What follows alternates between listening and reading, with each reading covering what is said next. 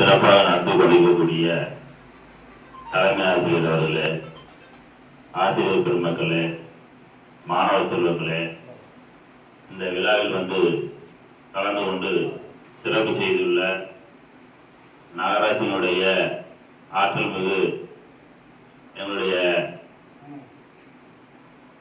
ஆணையாளர் அவர்களே, நகர்மன்றத்தினுடைய துணைத் தலைவர் அவர்களே மற்றும் தொடர்ந்து பல இடங்களில் மரங்களை கொடுத்தும் மரங்களை நட்டும் தொடர்ந்து சேவையாற்றி கொண்டிருக்கக்கூடிய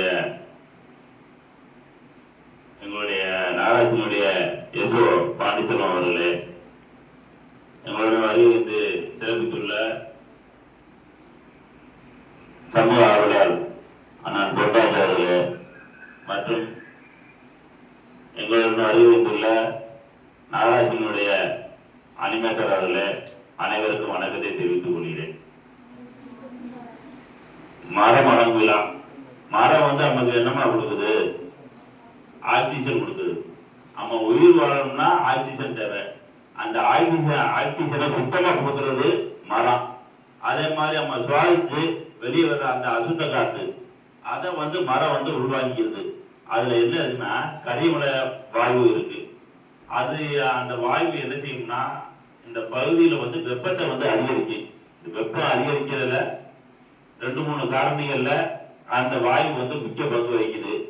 அப்ப வெப்பத்தை அதிகரிக்கக்கூடிய அந்த வாயு மரம் வாங்கிக்குது. மரம் வாங்கிட்டு நல்ல காத்த ஆக்சிஜனை சுத்தமான காத்த நமக்கு கொடுக்குது. இப்ப மரம் நிறைய இருந்தாதான் நம்ம தொடர்ந்து நல்ல காத்த சுவாசிக்க முடியும். ஏன்னா முன்னா அவன் தண்ணியை காசு கொடுக்காம வாங்கியிருந்தான். இப்ப தண்ணியை காசு கொடுத்து வாங்கியிருக்கான். அதனால வருங்காலங்களை நம்ம காற்றை காசு கொடுத்து வாங்காம இருக்கணும்னா மரங்கள் நிறைய நடணும். இப்ப எங்களுடைய காலங்கள்லாம் நிறைய முடிஞ்சிருச்சு. அடுத்து இளைய தலைமுறை உங்களுடைய காலம் தான். அப்ப நீங்க நல்லா இருக்கணும், நல்லா வாழணும்னா மரங்கள் நிறைய நடணும்.